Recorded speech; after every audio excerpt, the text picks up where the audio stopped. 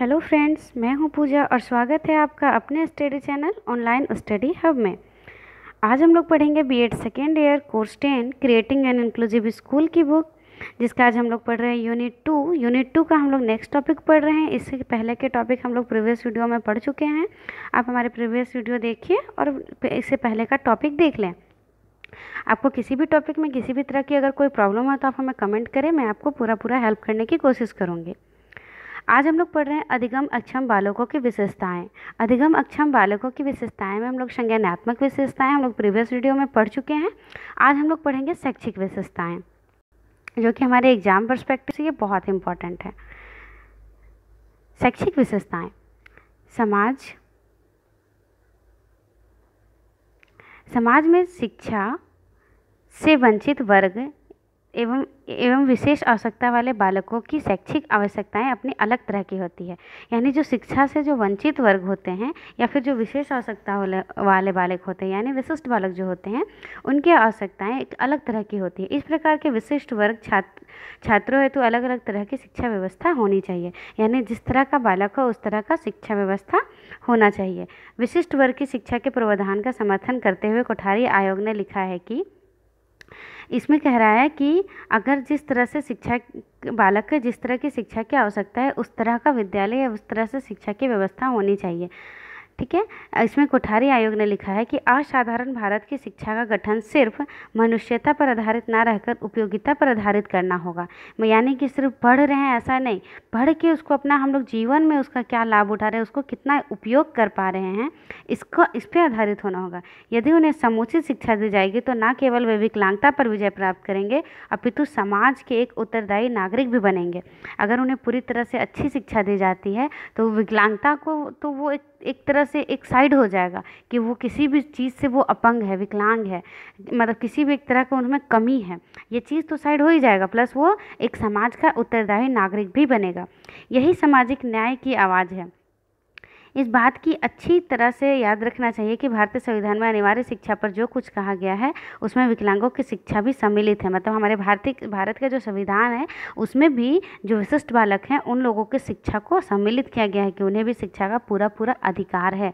इसलिए अभी बहुत ज़्यादा गवर्नमेंट स्कूल भी होती है जो विशिष्ट बालकों के लिए होती है। विशिष्ट बालकों के लिए अलग शिक्षा की आवश्यकता एवं महत्व इसलिए होता है क्योंकि सामान्यतः शिक्षक कक्षा में शिक्षण कार्य करते समय सामान्य बालकों का ही ध्यान रखता है। फलतः सामान्य बालक को ही शिक्षा के साथ विशिष्ट बालक, हम लोग ये पहले भी पढ़ चुके हैं कि जो सामान्य विद्यालय होता है उसमें ज़्यादातर शिक्षक सामान्य बालकों पर ध्यान देकर चलते हैं। या जो मंद बुद्धि बालक हो जाते हैं वो कोई बालक में अगर उनका अपना शक्ति होता है या अगर उनमें शिक्षक द्वारा थोड़ा ज़्यादा ध्यान दिया जाता है तो वो थोड़ा आगे निकल जाते हैं। बट बहुत ऐसे हम लोग परसेंटेज में ये बालक देखेंगे जो कि मंद बुद्धि होते हैं, जिनको अच्छा से पढ़ने का भी कौशल विकसित नहीं होता। अब वो बालक केवल प्रमोट होते जाते हैं, क्लास बाय क्लास वो प्रमोट होते जाते हैं और उनका जो अधिगम स्तर होता है वो हमेशा निम्न ही रह जाता है, आगे नहीं बढ़ पाता, क्योंकि वो बालक विशिष्ट है। विशिष्ट यानी कि उनका जो मानसिक है वो मंद बुद्धि बालक हैं, वो चीज़ों को थोड़ा धीमा समझते हैं या थोड़ा कम समझते हैं। तो ऐसे बालक के लिए हम लोग को अलग से शिक्षा व्यवस्था करनी चाहिए। जो मंद बुद्धि बालक हैं, विशिष्ट बालक हैं और किसी भी तरह से वे विकलांग हैं, अगर ऐसे बालकों को अगर स्पेशल एक स्कूल उन लोग के लिए होगा तो सिर्फ उस तरह के बालक पे ही शिक्षक का ध्यान जाएगा। उसमें सामान्य बालक होंगे ही नहीं तो ध्यान दो तरफ भटकेगा ही नहीं, उन्हीं पे ध्यान जाएगा, तो उन्हीं का विकास के लिए बात किया जाएगा। इसलिए भी यहाँ पे बोल रहा है कि उस तरह के बालकों के लिए विशिष्ट विद्यालय की हम लोग को व्यवस्था करनी चाहिए और उन्हें उचित रूप से शिक्षा प्राप्त करने के लिए उन्हें प्रोत्साहित भी करना चाहिए। शिक्षक के अनुभव यह बताते हैं कि ऐसे बालक कक्षा में पढ़ने से अधिक बातें करने, मतलब जो विशिष्ट बालक होते हैं वो विद्यालय में पढ़ने से अधिक शोर मचाने, शैतानी करने, दूसरों को छेड़ने आदि का कार्य अधिक करते हैं। हम लोग देखते हैं जो विशिष्ट बालक होते हैं, किसी को चींटी काट दिया, किसी को मार दिया, और किसी में देखते मैंने भी कुछ अपने एक्सपीरियंस में देखा है कि एक बच्चा था वो थोड़ा मंद बुद्धि बालक था और उसको किसी भी चोट का एहसास नहीं होता था। तो वो अपने हाथ के आर पार, एक हाथ का जो पंजा होता है उसके आर पार में वो कंपास डाल लिया था, और उसको उसके बावजूद भी उसको किसी तरह का दर्द नहीं हो रहा था। तो इस तरह इस लेवल के भी विशिष्ट बालक मिलते हैं। इसलिए अगर वो अलग तरह के मतलब वो तो किसी बच्चे को भी नुकसान कर सकते हैं ना, तो अगर विशिष्ट तरह का विद्यालय होगा तो उन बालकों पे ही विशेष रूप से ध्यान दिया जाएगा, शिक्षक का ध्यान उन लोगों पे विशिष्ट रूप से जाएगा, जिससे उनको उचित शिक्षा मिलेगी। क्योंकि सामान्य शिक्षा द्वारा कराए गए शिक्षण के पश्चात ना सीखने वाले, मतलब जो नहीं सीखने वाले होते हैं, ना ही समझ पाने वाले बालक ना समझने के कारण खाली समय में इस प्रकार के कार्य करते हैं। यानी कि शिक्षा, जैसे कि अगर कोई मंदबुद्धि बालक है, विशिष्ट बालक है और कुछ सामान्य बालक है, अगर एक शिक्षक है, आप लोगों को मैं एग्जाम्पल के थ्रू आप लोगों को समझाने का कोशिश कर रही हूँ कि अगर एक शिक्षक है, कोई भी पाठ एक लेता है और पाठ्य वस्तु को वो अगर बच्चों को डिलीवर करता है, वो सिखा रहा है, तो जो मंदबुद्धि बालक है, जिनको कुछ समझ नहीं आ रहा है, मान लेते हैं कोई कहानी है, किसी बालक को समझ में आ रहा है, किसी को नहीं आ रहा, तो जिनको समझ में आ रहा है वो ध्यान से सुनेंगे और उसका साथ वो रिस्पॉन्स भी करेंगे। बट जो जिनको समझ में नहीं आ रहा वो पीछे छेड़खानी करेंगे, बदमाशी करेंगे या किसी तरह का गेम खेलेंगे, एक दूसरे को परेशान करते रहेंगे। तो हम लोग इस तरह का भी बालक जो देखते हैं, जो कि नई बालक पाठ को समझ में नहीं आने के कारण खाली समय पे ऐसे बालक जो हैं वो इस तरह का शोर मचाने का काम, शैतानी करने का काम, इस तरह का कार्य करते हैं। अब शिक्षा के समय यह समस्या खड़ी हो जाती है कि यह सामान्य बालकों का ध्यान रखे अथवा विशिष्ट बालकों का। अब शिक्षक के पास एक समस्या आ जाती है कि वह सामान्य बालकों का ध्यान रखे या विशिष्ट बालकों का, क्योंकि अगर एक समावेशी विद्यालय है तो उसमें आपको दोनों बालकों को ध्यान रखना है, और ख़ास करके इस तरह के जो शैतानी करने वाले बालक हैं उनका तो ध्यान रखना ही पड़ेगा, ये दूसरे बच्चे को भी तो कष्ट दे सकते हैं। इसलिए विशेष विद्यालय का यहाँ पे बात किया जा रहा है। यदि विशेष बालकों का ध्यान रख लिया गया तो शिक्षा में बहुसंख्यक सामान्य बालक भली भांति शिक्षा ग्रहण नहीं कर पाएंगे, और अगर जो सामान्य बालक होते हैं उनका विकास नहीं हो पाएगा, क्योंकि अगर हम लोग विशेष बालकों पे ज़्यादा ध्यान देंगे, और उनको तो धीमे गति से बताना होता है, धीमे गति से सिखाना भी होता है, एक ही चीज़ को बार बार समझाना होता है, तो अगर ऐसे बालकों पर हम लोग विशेष ध्यान देने लगेंगे तो जो सामान्य बालक होते हैं वो भी पिछड़े रह जाएंगे। बालक बालिकाओं के अलग अलग शिक्षा की व्यवस्था होनी चाहिए। बालक और बालिकाओं के लिए अलग अलग शिक्षा होनी चाहिए। विशेष साधारण बालक जो मतलब जो सामान्य रूप से जो बालक हैं, सामान्य मन बुद्धि के जो बालक हैं, सामान्य बुद्धि के जो बालक हैं, उनका शिक्षा व्यवस्था अलग होना चाहिए। साथ ही उनकी सहगामी प्रवृत्तियों की व्यवस्था अलग से होनी चाहिए, मतलब जो पढ़ने का व्यवस्था वो क्योंकि उनका शारीरिक, मानसिक, शैक्षिक, संवेगात्मक, मनोवैज्ञानिक तथा सामाजिक आवश्यकता अलग अलग होती है। मन को उनको क्योंकि सामान्य बालक चीज़ों को सामान्य रूप से सीखेंगे, हमारा जो पाठ्य वस्तु है उसको सामान्य रूप से सीखेंगे, उनका जो सांवेगिक विकास होता है वो सामान्य रूप से होता है, शारीरिक मानसिक सारा विकास उनका सामान्य है, तो वो सामान्य चीज़ों को सामान्य तरह देखेंगे। लेकिन जो विशेष है तो उनको विशेष रूप से चाहिए। किसी को थोड़ा स्लो लर्नर होते हैं, वो धीरे पढ़ेंगे, इसे एक मतलब एक क्लास का जो टाइमिंग होता है वो रीडिंग करने में ही ले लेंगे। और अगर सामान्य विद्यालय होगा तो सब सेल्फ रीडिंग भी करके और एक शिक्षक है उसको समझा के प्रश्न उत्तर सब करा सकते हैं। अदरवाइज क्या होगा कि जो विशिष्ट बालक हैं उनको भी अगर हम लोग लेके चलेंगे तो एक ही पाठ्य में हम लोग को कई दिन लग सकते हैं।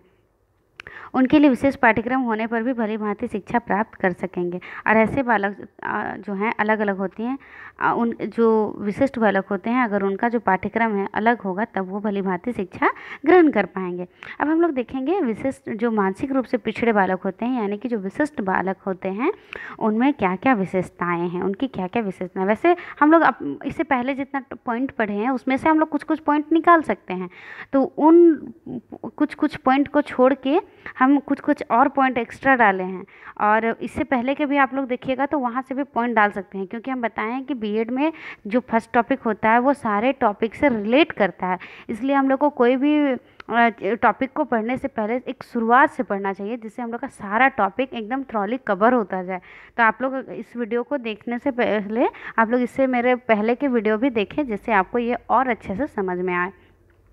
निरंतर और स्वस्थ बने रहना, मतलब यहाँ अस्वस्थ होगा, निरंतर ये अस्वस्थ बने रहते हैं, मतलब इनका स्वास्थ्य अच्छा नहीं होता है, कभी कुछ इनको प्रॉब्लम होता ही रहता है। ठीक है।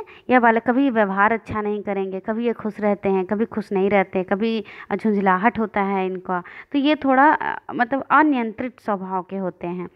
यह बालक सूक्ष्म विषयों पर विचार नहीं कर पाते, मतलब छोटी छोटी बात पे यह ध्यान नहीं दे पाते, तुरंत तिलमिला जाते हैं छोटी छोटी बातों पे।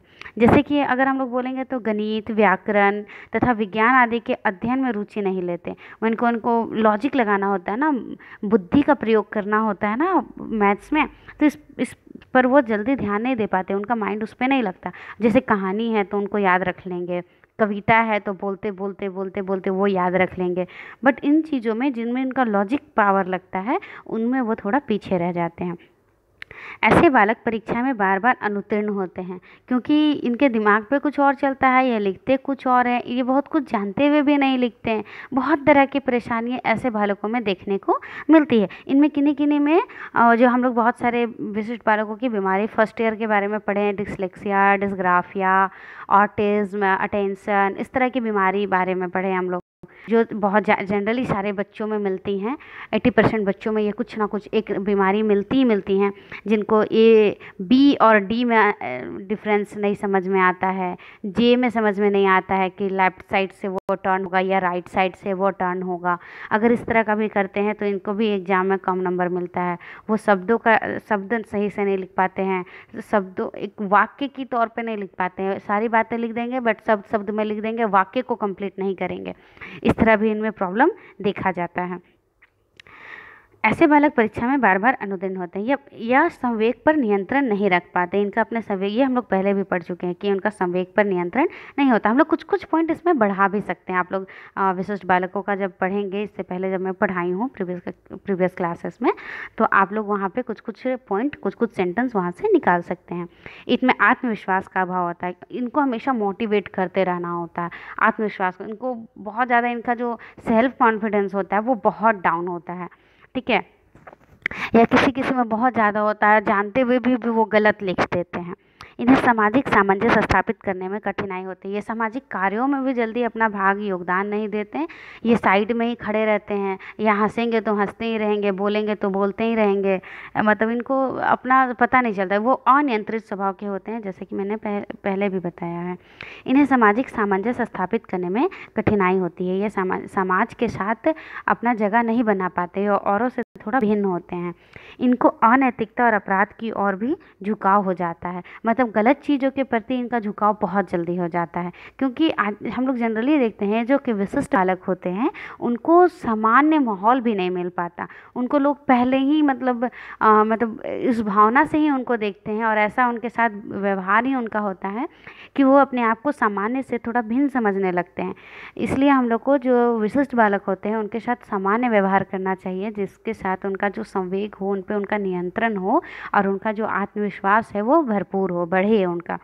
इसके साथ हमारा आज का टॉपिक यहीं ख़त्म होता है। हम लोग कल का टॉपिक, इसके बाद का जो कैरेक्टरिस्टिक्स है, नेक्स्ट कैरेक्टरिस्टिक्स जो होगा हमारा यानी कि शारीरिक विशेषताएं, हम लोग संज्ञानात्मक विशेषताएं पढ़ लिए, शैक्षिक विशेषताएं पढ़ लिए, शारीरिक विशेषताएं हमारा नेक्स्ट टॉपिक होगा, जिसे मैं नेक्स्ट क्लास में आपको वो डील करती हूँ। तब तक के लिए आप हमारा वीडियो शेयर करें, लाइक करें, सब्सक्राइब करें, बेल आइकन दबाना ना भूलें, जिससे आपको आगे भी वीडियो मिलता रहे।